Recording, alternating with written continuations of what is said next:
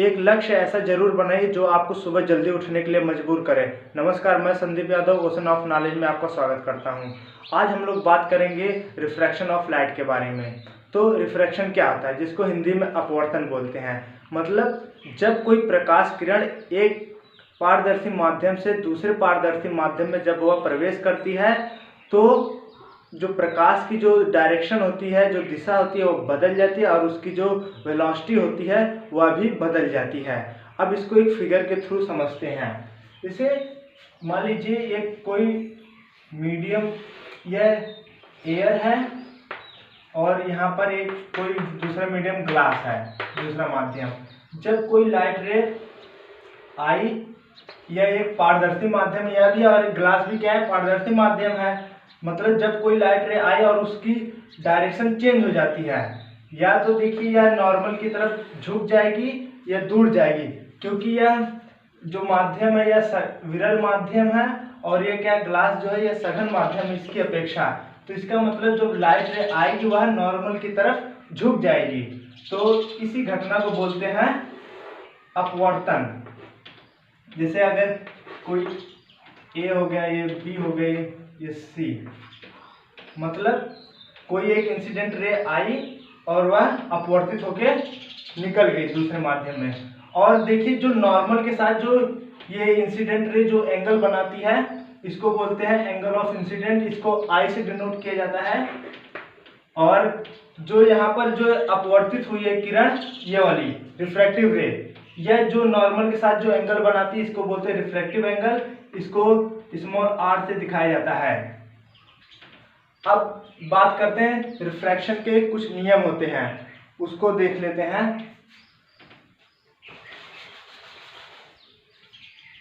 Law of reflection, sorry refraction, law of refraction. इसके 3 नियम होते हैं। रिफ्रैक्शन के 3 नियम होते हैं। पहला ये कि जो आपतित किरण है और अभिलंब और अपवर्तित किरण, आप देख रहे हैं कि इस पॉइंट ओ बी पर ही एक ही तल में मौजूद है। मतलब आपतित किरण, अभिलंब और अपवर्तित किरण तीनों एक ही तल में मौजूद होते हैं। और दूसरा नियम जो होता है वह होता है स्नेल का नियम। स्नेल का नियम क्या कहता है? Snell law. स्नेल लॉ क्या कहता है? जो आपतित किरण जो ये एंगल बना रही है नॉर्मल के साथ, ये आई है, और ये जो रिफ्रैक्टिव रे जो एंगल बना रही है नॉर्मल के साथ, ये आर है। मतलब रिफ्रैक्टिव एंगल आर और इंसिडेंट एंगल आई, इन दोनों जो इनका अगर साइन लेते हैं मतलब sine i upon sine r, यह एक कांस्टेंट वैल्यू देता है, बराबर कांस्टेंट। और इसी को हम लोग इसको आगे ऐसे भी लिखा जा सकता है। जैसे मान लीजिए ये जो एयर है इसका रिफ्रैक्टिव इंडेक्स n1 है और ग्लास का रिफ्रैक्टिव इंडेक्स n2, तो यह हो जाएगा 1n2, और इसको ऐसे भी लिख सकते हैं n2 अपॉन n1। 1n2 का क्या मतलब होता है कि मतलब पहले माध्यम के सापेक्ष दूसरे माध्यम का अपवर्तनांक। अब यहाँ पर देख रहे हैं कि जो पहला माध्यम क्या है, एयर है, और दूसरा माध्यम क्या है, ग्लास है। तो वायु के सापेक्ष कांच का अपवर्तनांक, इससे यह मतलब निकलता है। और जो तीसरा नियम क्या कहता है उसको देखते हैं। तीसरा नियम, जो तीसरा नियम ये कहता है कि जो लाइट की जो फ्रीक्वेंसी रहती है, मतलब जो आपतित किरण की जो फ्रीक्वेंसी होगी वह बराबर रहेगी, वो कांस्टेंट रहेगी। जैसे मान लीजिए अगर इसकी लाइट की ये जो आपतित किरण इसकी फ्रीक्वेंसी अगर न्यू है, तो यहाँ पर जो रिफ्रैक्टिव रे हो रही है इसकी भी जो फ्रीक्वेंसी होगी वह भी न्यू ही रहेगी। तो चेंजिंग किस में आती है? इसकी वेलोसिटी में चेंजिंग आती है। मतलब अगर कोई लाइट रे एक माध्यम में है, वह जब दूसरे माध्यम में जब वह जाएगी तो उसकी जो वेलोसिटी होगी वह चेंज हो जाती है। अब चेंज किस हिसाब से होती है उसको देख लेते हैं। जो लाइट की जो वेलोसिटी होगी वो किस पे डिपेंड करती है? इसके रिफ्रैक्टिव इंडेक्स पे डिपेंड करती है। जो v इक्वल टू होगा, मतलब प्रकाश की चाल किसी भी माध्यम में होती है c अपॉन n होता है। n क्या है? रिफ्रैक्टिव इंडेक्स, और c क्या होती है? प्रकाश की चाल, ये निर्वात के लिए होती है। और v क्या है, किसी भी माध्यम में प्रकाश की चाल कितनी होगी। अब आप देख सकते हैं c, यदि c की वैल्यू कितनी होती है 3 × 10⁸ मीटर पर सेकेंड। और अगर मान लीजिए हमको ग्लास में लाइट की स्पीड पता करनी है, तो लाइट जो ग्लास का जो रिफ्रैक्टिव इंडेक्स होगा N2 जो होगा, ग्लास का रिफ्रैक्टिव इंडेक्स 1.5 होता है। तो अब इस फॉर्मूले में अगर रख देंगे n की जगह क्या हो जाएगा 1.5। इसका मतलब इसको कैलकुलेट करेंगे तो ये हो जाएगा 2 × 10⁸ मीटर पर सेकेंड। मतलब लाइट की वेलोसिटी अगर ग्लास में देखेंगे तो कितनी हो जाएगी, 2 × 10⁸ मीटर प्रति सेकेंड। ये लाइट की, अगर आप वाटर में देखना चाहेंगे तो वाटर के लिए जो रिफ्रैक्टिव इंडेक्स होता है वह n की वैल्यू होती है वहां पर 1.33।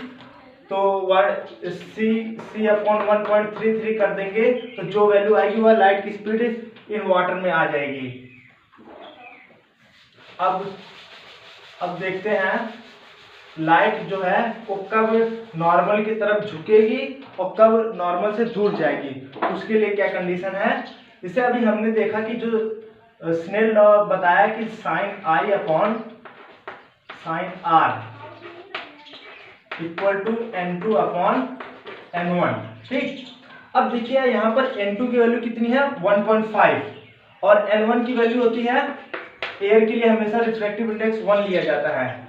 अगर हम लोग इस फॉर्मूले में देख रहे हैं N2 की वैल्यू है 1.5 और N1 की है 1, इसका मतलब 1.5/1 यह ग्रेटर देन आएगा 1 के, क्योंकि ये वैल्यू आ जाएगी 1.5 and this is greater than 1।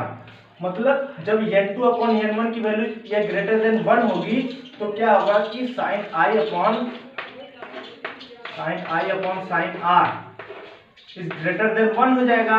और इस यहाँ से आप देख सकते हैं जो I होगा, I is greater than R।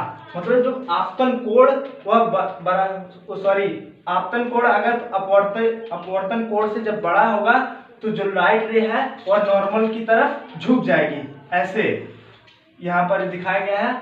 और जब यह N2/N1 की वैल्यू अगर यह लेस देन हो जाएगी 1 के, तो क्या हो जाएगा R is greater than 1 I हो जाएगा।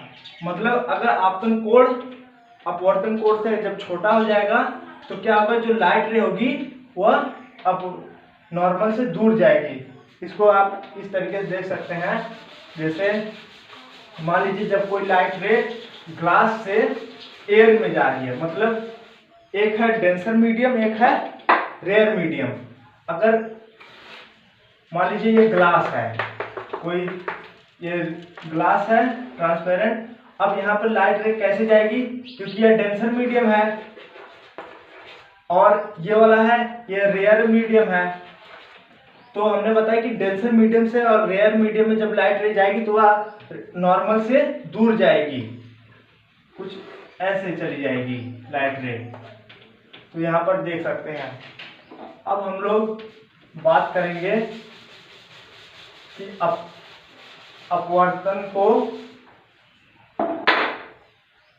अपवर्तन से रिलेटेड कौन कौन सी प्राकृतिक घटनाएं होती हैं।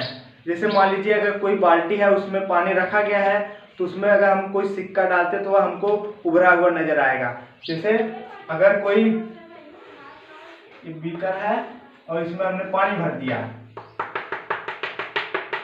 और पानी भर दिए, यहाँ पर एक कोई सिक्का रखे हैं, तो ये जो सिक्का होगा ये हमको इसकी रियल पोजीशन यहाँ पर है, लेकिन हमको दिखाई कहाँ देगा, कुछ दूसरी जगह, कुछ इधर दिखाई देगा। क्यों?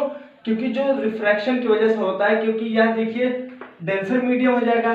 डेंसर मीडियम से जब लाइट रे इधर आएगी एयर में, रेयर मीडियम में, क्योंकि हम लोग यहाँ से मान लीजिए देख रहे हैं, तो डेंसर से जब रेयर में जाएगी तो वह क्या होगी, नॉर्मल से दूर जाएगी। तो दूर जाने की वजह से हमको जो सिक्का एक्चुअल में यहाँ पर है, लेकिन हमको दिखाई कहाँ देगा, इस पोजीशन पे। और भी कुछ होता है, जैसे जो तारों का टिमटिमाना, आसमान में तारे क्यों टिमटिमाते हैं। जैसे अगर मान लीजिए कोई व्यक्ति यहाँ पर खड़ा है और यहाँ पर कोई स्टार वगैरह है, जैसे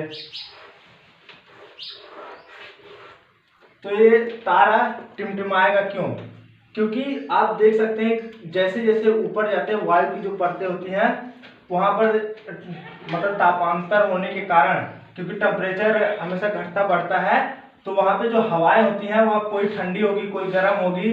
इस वजह से जो मीडियम होगा, कभी डेंसर मीडियम मिलेगा कभी रेयर मीडियम मिलेगा, तो हमेशा लाइट जो होगी वह रिफ्रैक्शन की वजह से आती है हमारी आंखों पे। इसलिए जो तारे होते हैं कभी कम पहुंचती हैं तो कभी ज्यादा पहुंच जाती है लाइट, कभी कभी नहीं पहुंचेगी, तो इसलिए हमको लगता है कि जो तारे हैं वो टिमटिमा रहे हैं, लेकिन तारे टिमटिमाते नहीं है एक्चुअल में, ये केवल हमको ऐसा लगता है। अब देखिए जो सूर्योदय होता है वह हमको 2 मिनट पहले ही दिखाई देता है, और 2 मिनट पहले ही अगर वो सूर्यास्त हो रहा है तो 2 मिनट बाद तक भी दिखाई देगा। ऐसा क्यों होता है? क्योंकि अगर मान लीजिए वो हॉरिजॉन्टल जो होती है क्षितिज से अगर वह नीचे है रियल में सन, तो यहाँ पर है और यहाँ पर मान लीजिए कोई भी व्यक्ति है खड़ा, तो हमको दिखाई कैसे देगा? क्योंकि जो लाइट रे आएगी वह हमेशा रिफ्रैक्ट होते हुए आती है। यहाँ से अगर नॉर्मल है ऐसे जाएगी, फिर ऐसे ऐसे जाती है, तो हमको लाइट रे ऐसा लगेगा कि जो सूर्य है वह यहाँ पर दिखाई देगा, क्योंकि ये यहाँ पर ऐसा हो रहा है, तो ये रिफ्रैक्शन की वजह से हमको सूर्योदय हमेशा मतलब 2 मिनट पहले ही दिखाई देगा, और 2 मिनट बाद तक, सूर्यास्त के 2 मिनट बाद तक भी दिखाई देता रहता है। अब हम लोग बात करते हैं रिवर्सिबिलिटी ऑफ लाइट की। Reversibility of light. Reversibility of light क्या होता है? मतलब आपने अभी देखा स्नेल लॉ से sine i upon sine r equal to n2 upon n1। मतलब इसको ऐसे भी लिख सकते हैं 1n2, मतलब पहले माध्यम के सापेक्ष दूसरे माध्यम का अपवर्तनांक। अब देखिए लाइट का जो पाथ है वो रिवर्सिबल होने के कारण इसको हम लोग क्या लिख सकते हैं? Sine r upon sine i equal to हो जाएगा 2n1, मतलब दूसरे माध्यम के सापेक्ष पहले माध्यम का अपवर्तनांक। इसको इक्वेशन फर्स्ट मानिए और यह इक्वेशन सेकंड। अब दोनों इक्वेशन को मल्टीप्लाई कर दीजिए तो क्या मिलेगा? Sine i upon sine r into हो जाएगा sine r upon sine i equal to 2n1 into 1n2। देखिए ये चीज सभी चीजें कैंसिल आउट हो जाएंगी, यहाँ पर बचा कितना 1 इक्वल टू हो जाएगा 2n1 into 1n2।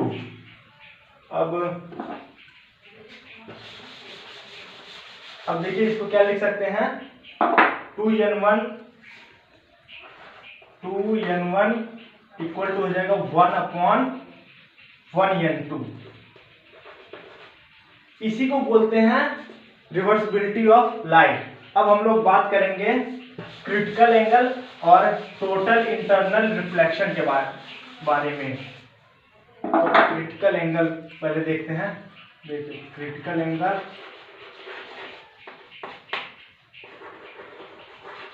Critical angle क्या होता है? जब कोई लाइट रे, जैसे मान लीजिए ये ग्लास है, ये ग्लास है, ठीक, ये पहला मीडियम जो डेंसर है और दूसरा क्या है? मान लीजिए एयर है, या रेयर मीडियम होगा या डेंसर मीडियम।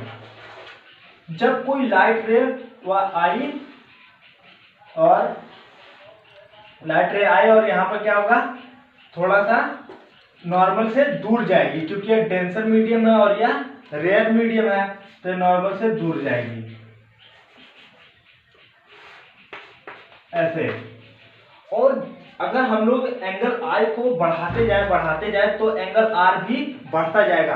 और एक कंडीशन ऐसी आएगी, जैसे अगर यहाँ से अगर हम लोग लाइट रे आ रही है तो वह कुछ इस तरह ऐसे रिफ्रैक्ट हो जाएगी, और ये इसी एंगल आई को अगर और बढ़ा दिया जाएगा तो यह इसी दिशा में चली जाएगी। मतलब यहाँ पर जो एंगल आर जो बन रहा है वह कितना बन रहा है, एंगल आर बन जा रहा है 90 डिग्री। मतलब क्रिटिकल एंगल क्या है कि वह आपतन कोण होता है, जब वह उसका जो अपवर्तन कोण हो जाए 90 डिग्री, तो उसी एंगल को क्या बोलते हैं, क्रिटिकल एंगल। और इस क्रिटिकल एंगल को स्मॉल सी से दिखाया जाता है। अब इसमें टोटल इंटरनल रिफ्लेक्शन क्या होता है उसको देखते हैं। टोटल अगर इस एंगल को और अगर बढ़ा दिया जाए, अगर मान लीजिए यहां से कर देंगे तो लाइट रे रिफ्लेक्ट नहीं होगी, टोटली क्या हो जाएगी, रिफ्लेक्ट हो जाएगी। कोई भी सभी लाइट जो आएगी वह इस यहाँ पर पड़ी और टोटल रिफ्लेक्ट हो जाएगी, यहाँ पर रिफ्रैक्शन नहीं होगा। तो टोटल इंटरनल रिफ्लेक्शन के लिए क्या कंडीशन होनी चाहिए, टोटल इंटरनल रिफ्लेक्शन,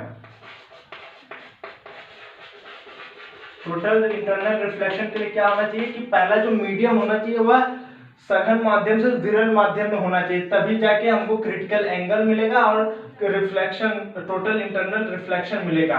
और दूसरा जो है, जो हमेशा जो आपतन कोण होगा ना वह क्रिटिकल एंगल, मतलब जो ये इससे 90 डिग्री, अगर सी मान लीजिए 90 डिग्री है तो उससे हमेशा बड़ा होगा, तभी जाके टोटल इंटरनल रिफ्लेक्शन होगा, अन्यथा नहीं होगा।